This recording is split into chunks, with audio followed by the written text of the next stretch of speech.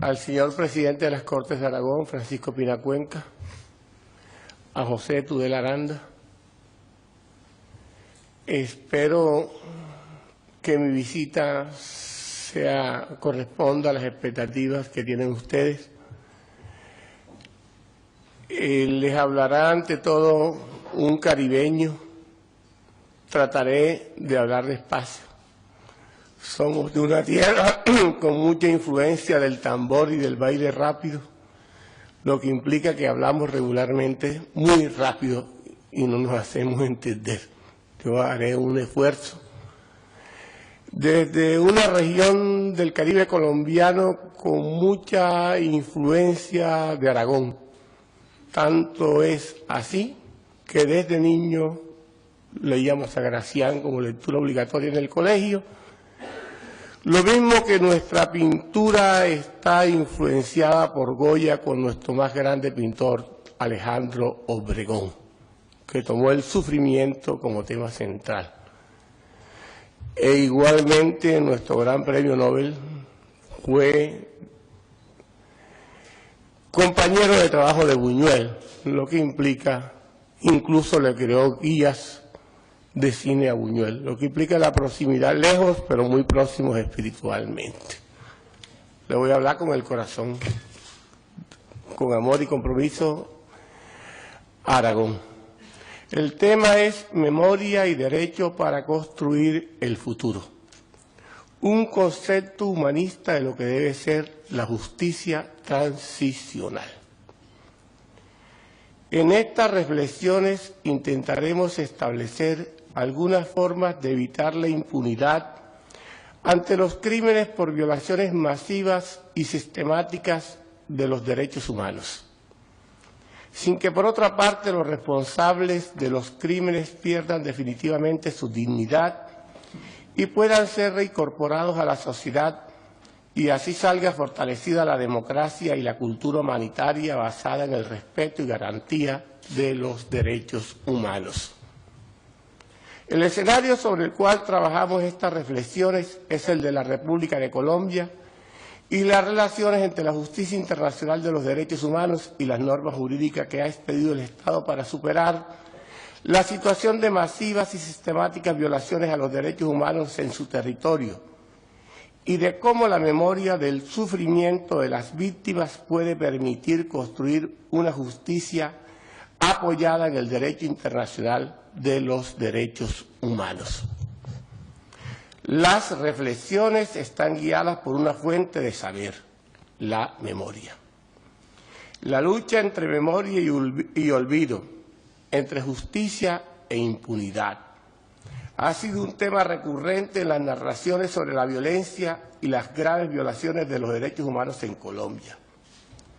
De esta forma, las narraciones en mención se convierten en el punto de apoyo necesario para penetrar en la tradición y, por ejemplo, una lectura de 100 años de soledad del Nobel Gabriel García Márquez permite descubrir que desde su primera página el autor presenta la memoria enfrentada al olvido en un escenario tanto de violencia como de enfrentamiento por la justicia en la trágica realidad colombiana. Nuestro autor lo narra así. Muchos años después, frente al pelotón de fusilamiento, el coronel Aureliano Buendía habría de recordar aquella tarde en que su padre lo llevó a conocer el hielo. Macondo era entonces una aldea de 20 casas de barro, sigue entre comillas, primera página de 100 años de soledad. La presencia de la memoria en este contexto cumple una labor de saber o de conocimiento. Si bien se recuerda cómo eran las cosas, ese recuerdo no es una mera evocación ausente de contenido, sino la reconstrucción de un conocimiento.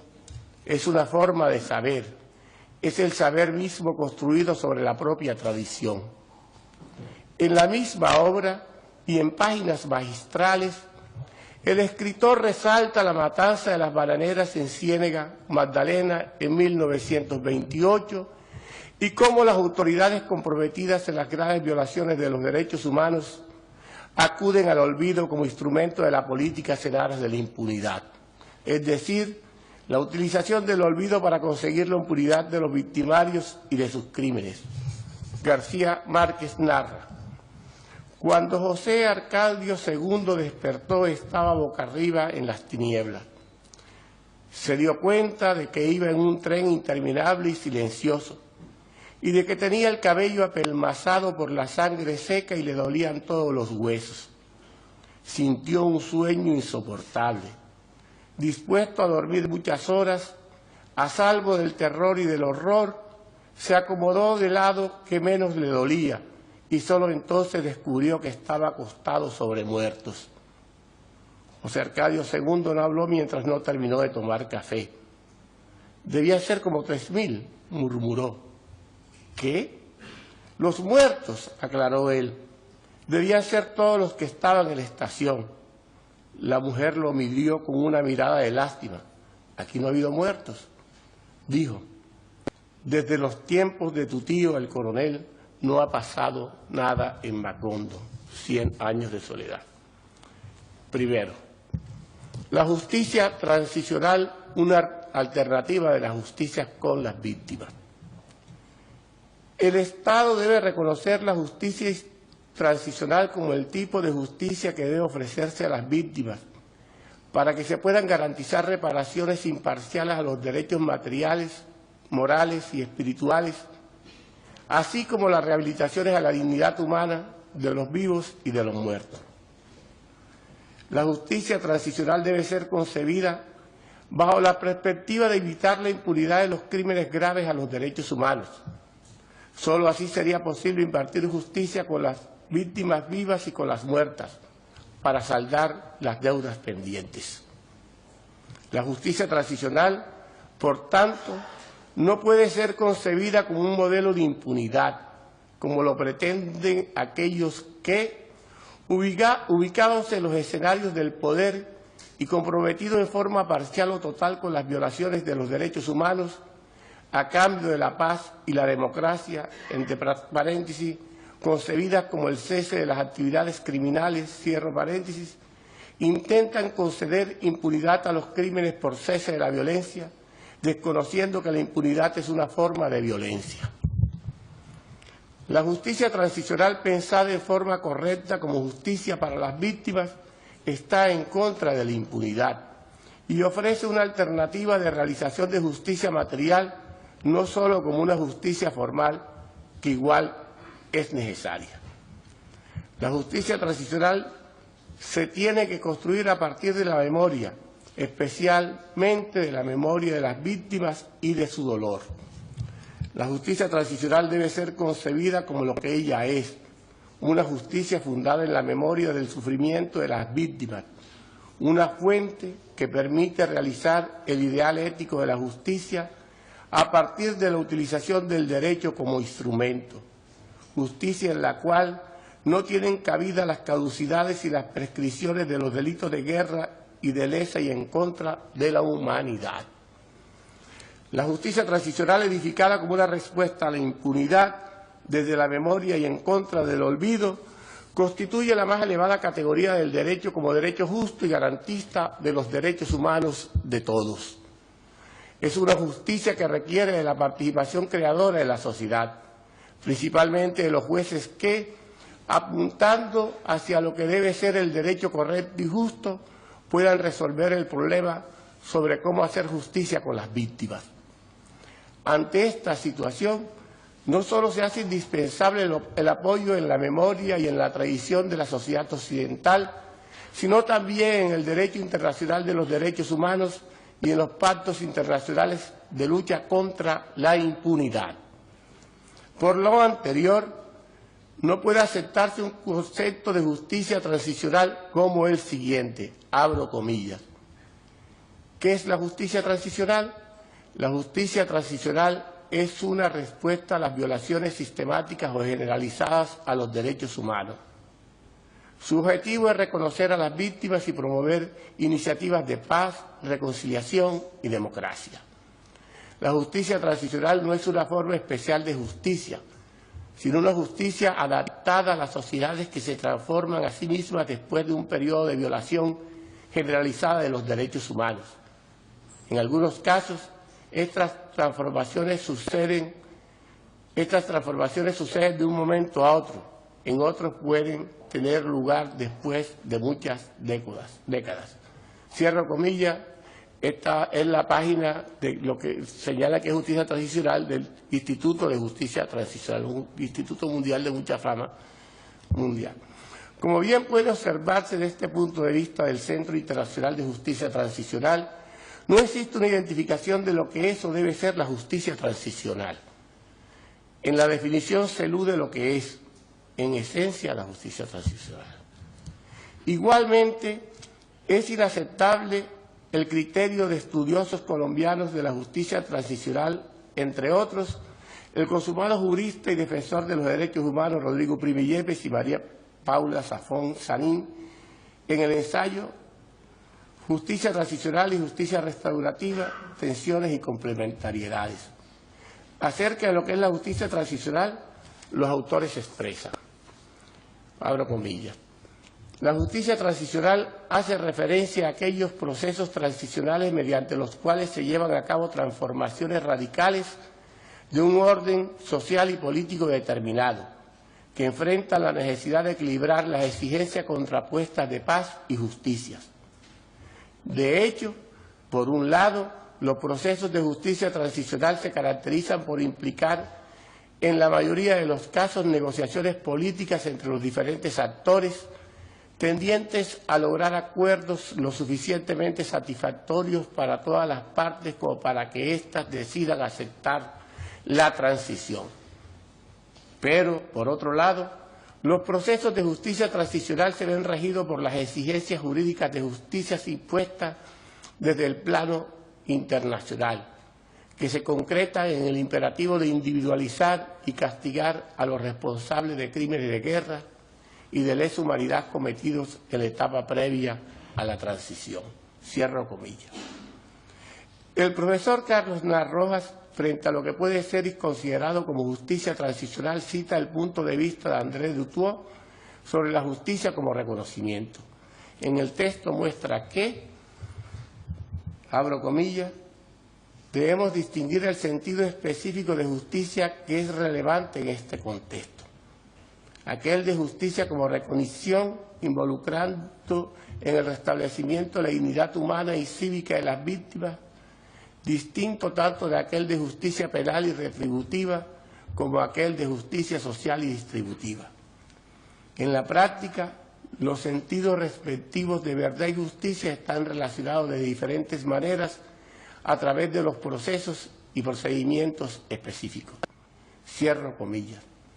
En el mismo texto citado, Dutoit agrega, nuestra primera aproximación al sentido específico de justicia como recognición relevante a la justicia transicional puede ser proporcionado por la doctrina de conciencia negra, según lo expone Steve Biko en la cúspide del apartheid a fines de la década de los años 60. Moral y políticamente, conciencia negra tuvo algunas características paradójicas. Su impulso central, por supuesto, fue la afirmación de la dignidad humana, del valor moral y de la acción política del pueblo negro de Sudáfrica. En su perspectiva moral abstracta, esto no puede representar algo consabido. Sin embargo, en el contexto particular de ese tiempo y lugar, ello fue un desafío a las leyes, políticas e ideologías del apartheid, que ahora, en retrospectiva, puede ser evaluado como un factor altamente contributivo al proceso de transición en las décadas siguientes. Cierro comillas. Como puede observarse, si bien el punto de vista de Dutoit es interesante en lo atinente a la justicia transicional tomado como soporte de la idea de reconocimiento, el de la rehabilitación cívica y moral de la víctima no precisa lo que es la justicia transicional. Filósofos del derecho moderno como Gustav Radbruch y Arthur Kaufmann ofrecen argumentos adecuados para intentar definir lo que puede ser la justicia transicional. Gustav Radbruch expresó, abro comillas, la pauta axiológica del derecho positivo y meta del legislador es la justicia, cierro comillas. En cuanto al procedimiento para crearse el derecho a partir de la idea de justicia, Radbruch agregó: la justicia, para poder derivar de ella las normas jurídicas, tiene que completarse con otro factor: finalidad o adecuación a un fin. Cierro comillas. Por su parte, Arthur Kaufmann, en su obra Filosofía del Derecho, acerca de lo que es la justicia y el derecho, expresa, abro comillas, el principio de igualdad es de naturaleza predominantemente formal. Para determinar lo que es justo se requiere de un principio material. Radbruch lo denominó finalidad o idea final del derecho. Concierne a la pregunta sobre aquello que sirve al máximo bienestar humano. Cierro comillas. En rigor, la justicia transicional es una nueva versión de lo que es la justicia y se caracteriza porque incorpora en un haz toda la riqueza de lo que ha sido la justicia en Occidente. Es más que la justicia punitiva y sus principios, pero lo reconoce. Es más que la justicia conmutativa, pero no pasa por alto sus aportes. Y se apoya en los postulados de justicia distributiva, porque esta es la justicia del derecho público por excelencia y la que permite contribuir con criterios de equidad, derechos, libertades y cargas. Así las cosas, entonces, tenemos que la justicia transicional permite el surgimiento de la democracia y su afianzamiento, situación que nos permite comprender que la democracia no se encuentra facultada para desconocer los derechos y las libertades. En consecuencia, y porque la democracia tiene límites en los derechos humanos, límites que la justicia transicional respeta y garantiza, en nombre de la democracia no se puede fomentar la impunidad. Por eso, no se admite que justicia transicional e impunidad se confundan. Tal y como lo afirma Arthur Kaufmann, los derechos humanos son límites a la democracia. Kaufmann lo sostiene así, abro comillas: en la democracia rige la ley de la mayoría. La mayoría lo puede todo, a excepción de dos cosas. Ella no puede eliminar el propio principio de la democracia, y con él la democracia, y no puede abolir los derechos humanos y fundamentales, pues estos valen preestatalmente. El Estado no los otorga, sino únicamente los protege. Cierro comillas, cita de Filosofía del Derecho de Kaufmann. Segundo, la verdad, su concepto y misión en la justicia transicional. Lo primero que se debe tener claro es que la justicia transicional, como cualquier otra forma de justicia, no puede resolver en el terreno judicial los problemas de la verdad. Sin embargo, la justicia transicional tiende a crear las condiciones que hagan posible que la verdad sea realizada, verdad en terreno de lo fáctico y de lo realizable. Por tanto, no se puede limitar la verdad de la justicia transicional a aquello que los jueces dicen en sus providencias judiciales cuando resuelven el caso, cualquiera que éste sea, que ha sido puesto bajo la órbita de sus competencias constitucionales o legales. Al juez no se le debe pedir lo imposible. Por ende, a la justicia transicional no se le puede pedir, o mejor, no se puede esperar que la decisión que adopte el juez sea verdadera. Sin embargo, sí se le puede pedir o exigir al juez que la decisión judicial que adopte sea correcta. Y para hacerlo, la providencia judicial debe crear las condiciones que hagan posible el nacimiento y la consolidación de la verdad.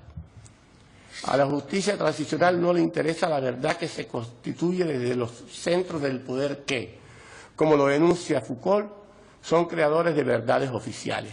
Cito: Occidente será dominado por el gran mito de que la verdad nunca pertenece al poder político, de que el poder político es ciego, de que el verdadero poder es el que se posee cuando se está en contacto con los dioses o cuando lo recordamos las cosas, cuando miramos hacia el gran sol eterno o abrimos los ojos para ver lo que ha pasado.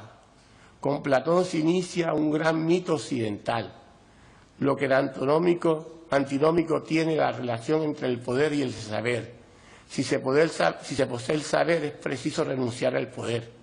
Allí donde está el saber y la ciencia, en su pura verdad, jamás puede haber poder político.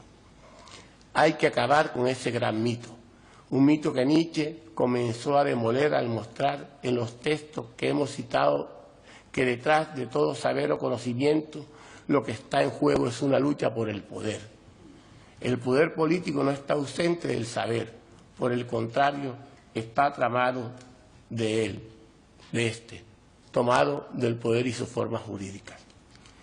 En el proceso de búsqueda de la verdad y la justicia para las víctimas de la justicia transicional es todo un campo de batalla. La verdad no solo es un problema de saberes y de tipo de saberes, se obtiene luego de un enfrentamiento entre las víctimas y los victimarios con sus poderes políticos. Las víctimas se ven en o tienen la obligación de no dejarse vencer. Ya lo había expuesto Walter Benjamin cuando expresó, cito, ahora bien, quienes dominan una vez se convierten en herederos de todos los que han vencido hasta ahora. La empatía con el vencedor siempre le viene bien a quienes mandan en cada momento. Quien hasta el día de hoy haya conseguido alguna victoria, desfila con el cortejo triunfal en los que los dominadores actuales marchan sobre los que hoy yacen en la tierra. Como suele ser habitual, el cortejo triunfal acompaña el botín. Se le nombra con la expresión de bienes culturales. Por eso el materialista histórico toma su distancia en la medida de lo posible. Considera tarea suya cepillar la historia a contrapelo, citado de la obra del maestro Reyes Mates, Medianoche en Historia. En la construcción de la verdad en los procesos de justicia transicional es un imperativo ético tomar partido a favor de los derechos de las víctimas. Hay que cepillar la historia a contrapelo. Se debe evitar que la verdad que se imponga como verdad oficial en la historia sea la verdad de los victimarios. Por ello, los bienes culturales no pueden ser el botín de los victimarios. La democracia no puede ser utilizada como máscara que esconda la justicia de las víctimas o que encubre la verdad para favorecer a los responsables. La verdad de la justicia transicional, teniendo presente que su labor es penetrar en lo que está oculto a favor de los imprescriptibles derechos de las víctimas, bien puede ser entendida con la metáfora de Saramago cuando a la pregunta, abro comillas, algún recuerdo en la memoria que tenga la fuerza de hacerlo adoptar inconscientemente este camino desmistificador en su trabajo creador, del periodista Ángel Darío Carrero del periódico La Nación de Puerto Rico, le responde, cito a Saramago, yo iba con frecuencia a la ópera en Lisboa, no porque tuviera dinero para comprar el billete, sino porque mi padre era policía y conocía a los que trabajaban en el teatro y me dejaban entrar. Iba al gallinero por encima del palco real. En lo alto, como tiene que ser, había una corona dorada. Si miras desde el palco la ves en todo su esplendor. Pero curiosamente, y esto solo puede verlo quien está en el gallinero, la corona en realidad no era completa, sino solo 3/4 partes de corona. Desde el gallinero uno veía la otra cara de la corona, la parte vacía, llena de polvo, de telaraña y de alguna colilla republicana. Tal vez de ahí me viene ese afán de tratar de ver todo lo que está oculto. Todas las cosas tienen otro lado. Mientras no los veamos, no tendremos un conocimiento suficiente de la realidad. Cierro la cita de Saramago. A tono con el pensamiento de Saramago, la verdad de la justicia transicional no puede equipararse como la realidad que aparece ante nuestros ojos en forma brillante, resplandeciente e inmediata, como algo íntegro y fascinante a los ojos de cualquier espectador. La verdad siempre está oculta a los ojos de todos, y por muy brillante que la realidad aparezca ante nuestros ojos o ante los de cualquier espectador, siempre tiene un lado oculto y oscuro, y es incompleta, por lo cual la gestión de la justicia transicional es descubrir y revelar lo que está oculto. Por tanto, la justicia transicional opera con criterios de verdad, esto es, como búsqueda, como aproximación, como revelación. Por ello, en la justicia transicional no existen verdades que puedan ser consideradas innombrables. Partir de este supuesto es contradecir un elemento primordial de lo que constituye la justicia transicional, una justicia que convive con la democracia y que fomenta la democracia. Todas las verdades tienen que ser nombradas porque en un ambiente de tolerancia y el pluralismo no es permitido considerar que no pueda ser posible el florecimiento de una multitud de versiones sobre lo que se considera verdad, porque mediante el pluralismo es la vía que permite la aproximación a la verdad. En ese sentido, la búsqueda de la verdad es un derecho que nos pertenece a todos, pues no es posible que la verdad le pertenezca a alguien o a algunos en especial. A este respecto, es aconsejable seguir la reflexión de Lessing cuando expresa: escena sexta, Natán a solas. Ejemplo, curioso. ¿En qué estoy metido? ¿Qué quiere el sultán? ¿Qué quiere? Vengo preparado para una cuestión de dinero y resulta que quiere la verdad. ¿Verdad? Y la quiere tan cantante, tan contante y sonante, tan reluciente, como si la verdad fuera una moneda. Por supuesto, si fuera una de esas monedas antiguas que se sopesaba a mano, aún, pero una de esas monedas hechas por mera acuñación, que solo sirven para pagar el mostrador. Una moneda así no es la verdad, seguro que no. Tomado de Natán el Sabio de Lessing. De esta manera, en la justicia transicional y en su determinación en cada caso concreto e individual, no pueden existir verdades innombrables. Todas las historias de los sufrimientos de las víctimas como formas de verdades tienen el derecho a ser relatadas, aún más aquellas que reclaman justicia desde el sufrimiento de las víctimas y que están suspendidas en el tiempo porque los reclamos de justicia no han sido satisfechos y aparecen como deudas pendientes de las cuales ninguno quiere darse por enterado y cuyas responsabilidades todas queremos evitar. En este sentido, es relevante poner de presente lo citado por Priscilla Heiner. De hecho, citando a Heiner, en algunos grupos de activistas internacionales cunde la impresión de que se ha de recomendar la búsqueda de la verdad oficial a los países que dejan atrás un régimen autoritario. En sus respuestas de estas políticas, tanto Amnistía Internacional como Human Rights Watch, dos de las organizaciones más importantes de defensa de los derechos humanos, exigen la investigación de la verdad cuando se han cometido violaciones graves a los derechos humanos. Algunas de estas posiciones son inflexibles. Wilder Tyler, principal asesor jurídico de Human Rights Watch, señala que no admitir excepciones individuales a la obligación internacional de investigar la verdad es una cuestión de principios. Cierro la cita tomada de Priscilla Heiner, Verdades innombrables, dejar el pasado en paz.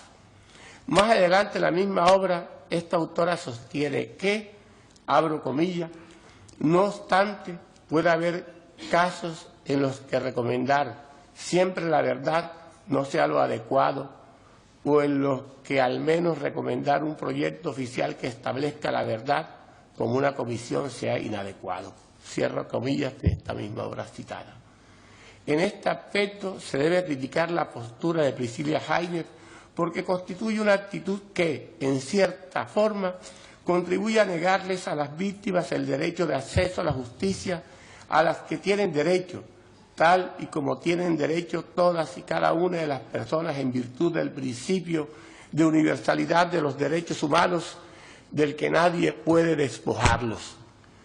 No se puede pasar por alto que la justificación de la existencia del Estado moderno en Occidente es la de que este es un instrumento para garantizar derechos y libertades de todas las personas sin excepción.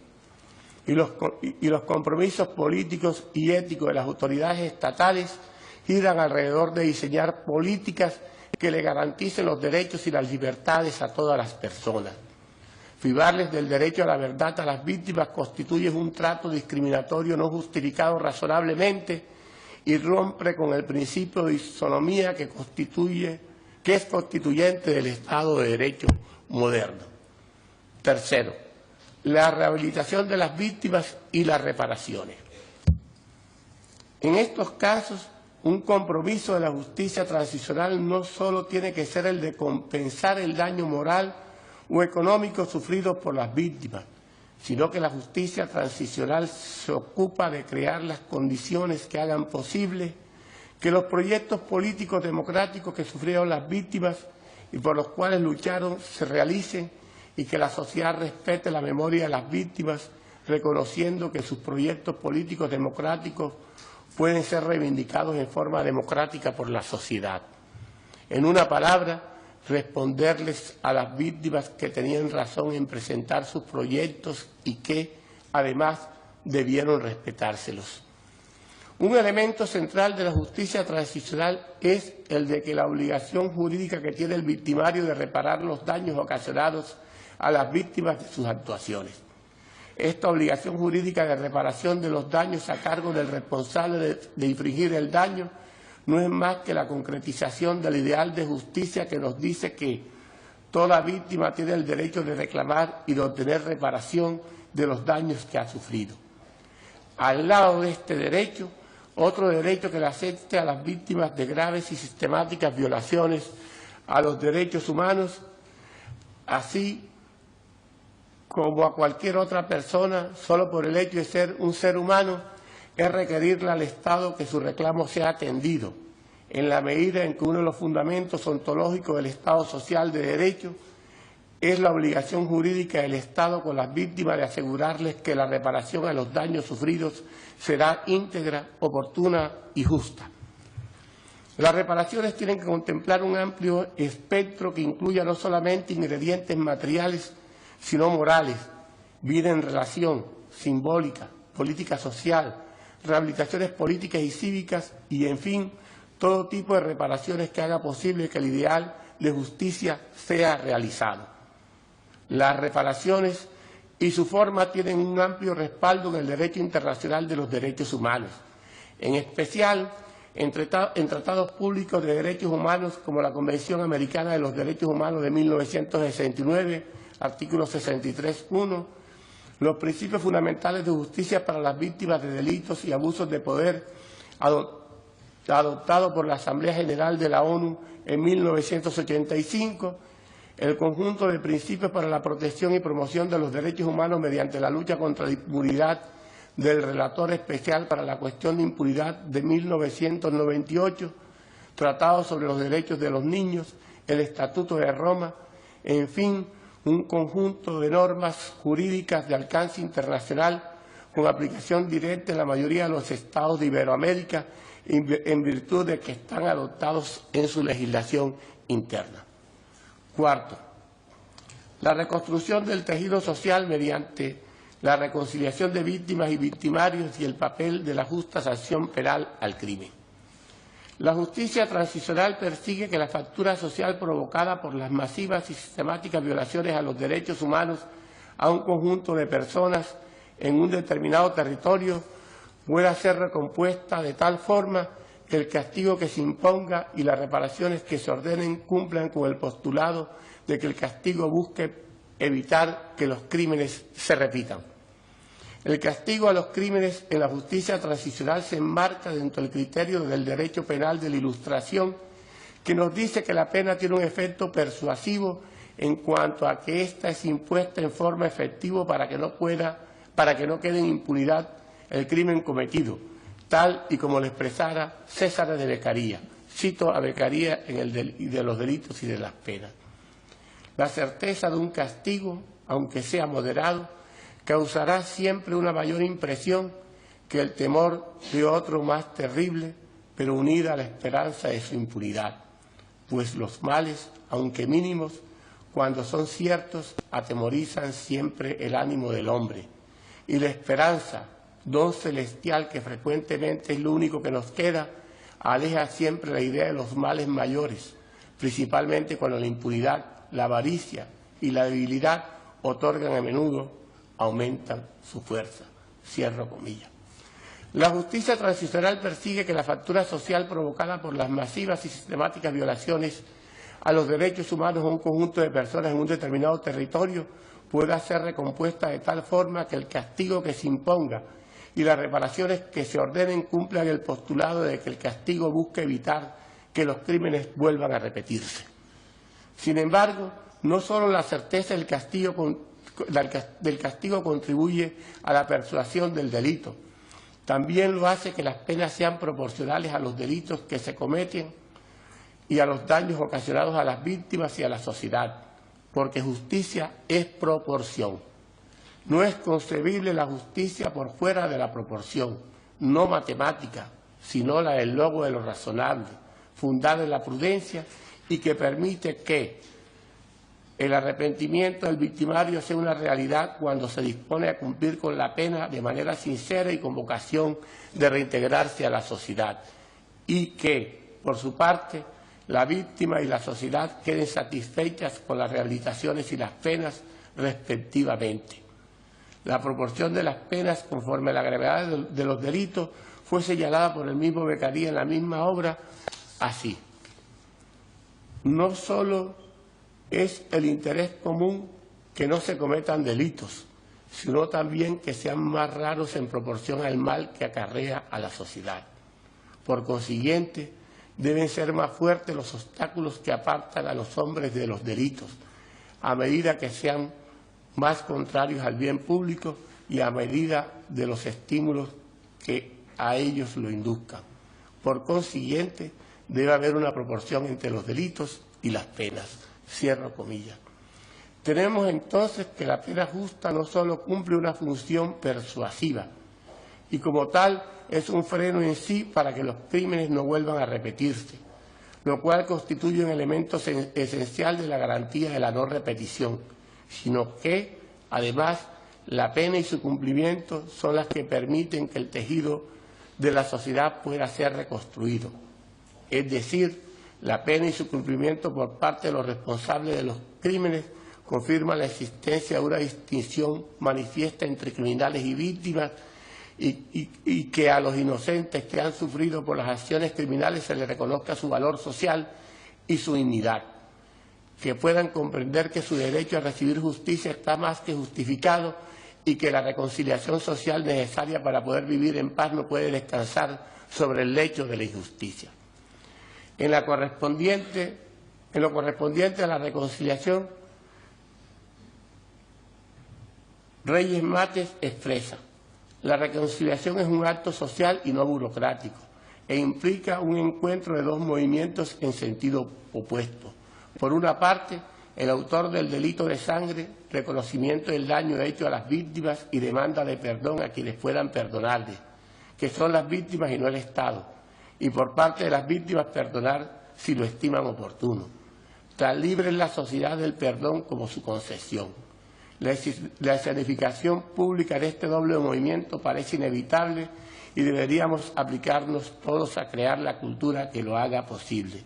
Citado en Reyes Mates, a contraluz de las ideas políticamente correctas. Conclusiones. No existen fundamentos fácticos ni jurídicos que justifiquen que el fenómeno de la impunidad por las violaciones a los derechos humanos se presente, toda vez que en la actualidad existe un orden jurídico universal con sus autoridades correspondientes de protección de los derechos humanos. La intervención para el castigo de los violadores de los derechos humanos y para garantizar las variadas formas de reparaciones a cargo de los responsables de las violaciones y de los correspondientes perjuicios. En primer lugar, le corresponde intervenir a los Estados nacionales. Cuando esto no lo protegen y castigan, la justicia internacional, por intermedio de sus autoridades, con un conjunto de órganos, les asiste la competencia jurídica para intervenir y adoptar las medidas necesarias para la protección de los derechos, cuando materialmente es posible, o para castigarlo y ordenar las reparaciones cuando las violaciones se han consumado.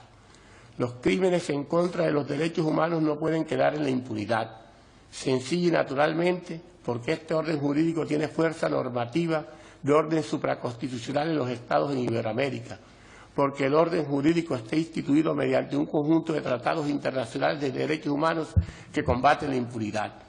Aceptar que los crímenes queden en la impunidad, es decir, que no sean castigados los responsables y reparados las víctimas en proporción a los perjuicios ocasionados, y que los derechos humanos de las víctimas que han padecido las violaciones graves o gravísimas puedan ser intercambiados en el mundo de la política por la democracia, entre comillas, constituye una aberración y abjuración de orden ético, jurídico y político.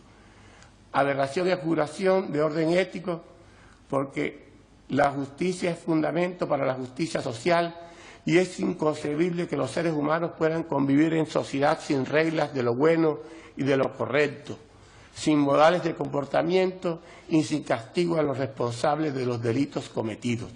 Tal sociedad no podrá vivir en paz y respeto al otro. Sería el retorno al estado de naturaleza y la sociedad no debe renunciar al crecimiento ético alcanzado. Aberración y renuncia de orden jurídico porque en las democracias occidentales modernas y contemporáneas el derecho como ordenamiento jurídico coactivo y como instrumento de control social y de realización del ideal ético de la justicia está diseñado para la protección y la garantía de los derechos y libertades de todas las personas, con fundamento en la idea de que todos los seres humanos somos diferentes, por lo que el derecho tiene el deber de ofrecer un tratamiento semejante en casos semejantes, respetando la dignidad de todos los seres humanos, sin que el derecho pueda establecer odiosas discriminaciones en el tratamiento de las personas. Y dejar en la impunidad los crímenes en contra de los derechos humanos como una política de justicia y paz sencillamente no es razonable y está en contra de los derechos de las víctimas, lo que es en sí una violencia brutal del Estado contra el principio de igualdad, ya que existirían seres humanos desiguales en el tratamiento jurídico. Con ello se atentaría en contra de una de las bases de la democracia, la igualdad formal. El derecho no puede renunciar a su misión de ofrecer seguridad jurídica a los derechos y a las libertades de todas las personas. Si renunciare, dejaría de ser derecho, ya que sería extremadamente inmoral, y lo que es extremadamente inmoral no constituye derecho, como le enseña Ramos. Aberración de orden político, en la medida en que se desdibuja el concepto y los límites de la democracia, ya que la democracia en sus aspectos esenciales son reglas de procedimiento que respetan unos determinados contenidos y son limitadas por esos contenidos. Y uno de los contenidos esenciales de la democracia es que el ejercicio de la política y del poder está limitado por el derecho y las libertades ciudadanas, en especial por los derechos humanos, su respeto, protección y garantía. Luego, en nombre de la democracia no se puede dejar de castigar las violaciones a los derechos humanos. La democracia no puede renunciar a su condición, que es la de que como reglas de juego, como procedimiento formal, respete y garantice unos contenidos esenciales, los derechos humanos entre estos. En resumen, el derecho internacional y nacional de los derechos humanos les ofrece a las víctimas la garantía, la protección de sus derechos y normas de impunidad tratan de desconocerles. El derecho de los derechos humanos es la alternativa. Conocerlo y dominarlo es una obligación profesional y moral de los juristas y de los operadores jurídicos. En definitiva, sin derecho y sin su respeto no habrá justicia y paz y progreso en la sociedad. Muchas gracias a ustedes.